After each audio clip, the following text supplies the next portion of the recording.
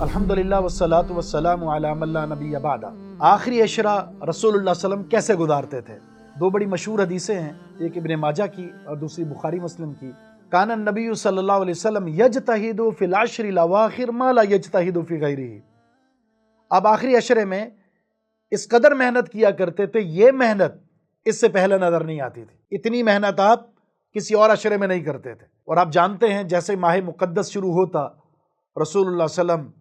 عبادات کے اندر، قیام کے اندر، روزوں میں، نفلی صدقات میں کتنی زیادہ کثرت کیا کرتے تھے، لیکن آخری عشرہ جب شروع ہوتا تو آپ کی عبادات، آپ کی جد و جہد، آپ کی سعی اس سے زیادہ بڑھ جایا کرتی تھی، جس کی وضاحت صحیح بخاری کی حدیث میں ہے، اذا دخل العشر الاواخر، جب آخری عشرہ داخل ہوتا، شد مئزرہ واحیا لیلہ وایقظ اہلہ۔ پیارے پیغمبر علیہ الصلوۃ والسلام اپنی تہبند کو کس لیا کرتے تھے۔ تہبند کو کسنے کا معنی یہ ہے اپنی بیویوں سے الگ ہو جاتے، اپنے بستر کو لپیٹ دیتے،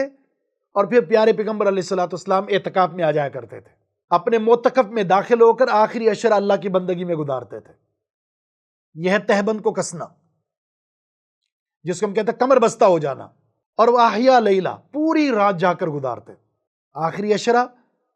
اس عشرے کی راتوں کا ایک ایک لمحہ بڑا عظیم ہے، تو اسے ضائع نہیں کرنا، جاگ کر گزارنا ہے، وہ بھی اللہ کی بندگی کے ساتھ۔ وَأَيْقَظَ أَهْلَهُ، اور پیارے پیغمبر علیہ الصلوۃ والسلام کا تیسرا عمل یہ ہوتا تھا کہ آپ گھر والوں کو جگاتے تھے۔ صحابہ فرماتے ہیں کہ ہر وہ بچہ جو سمجھ بوجھ رکھتا ہے اللہ کی بندگی کی، روسے میں سونے نہیں دیتے تھے، وہ بھی جاگتا تھا، گھر کا سربراہ بھی جاگ رہا ہے، اہل خانہ بھی جاگ رہے ہیں، بچے بھی جاگ رہے ہیں، چونکہ یہ اتنی عظیم رات ہے، بالخصوص طاق رات، آخری عشرے کی 5 طاق راتیں، 21ویں، 23ویں، 25ویں، 27ویں اور 29ویں، ان میں سے کوئی ایک بھی لیلۃ القدر ہو سکتی ہے۔ اور وہ رات ایسی ہے جس میں اللہ رب العزت کے فرشتے زمین پر ہوتے ہیں، حتیٰ کہ جبریل علیہ الصلوۃ والسلام بھی، زمین بھر جاتی ہے فرشتوں سے، مہمان اتر چکے ہیں۔ تو اس لیے ضروری ہے جو میزبان ہیں، گھر والے،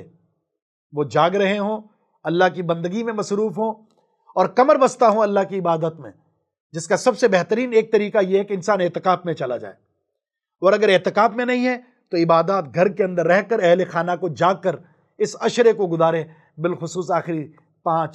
آخری طاق راتیں جو ہیں،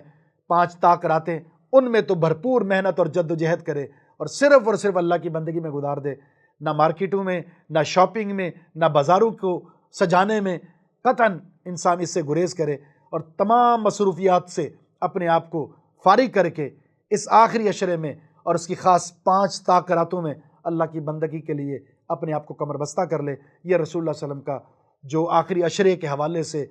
آپ کی محنت اور آپ کی جد و جہد کا ایک مظہر جو آپ کے سامنے آیا ہے، اللہ تعالی ہمیں بھی آخری عشرے کو طاق رات کے حصول، لیلۃ القدر کے حصول کے لیے جد و جہد اللہ نے کرنے کی توفیق عطا فرما دے۔ السلام علیکم ورحمۃ اللہ وبرکاتہ۔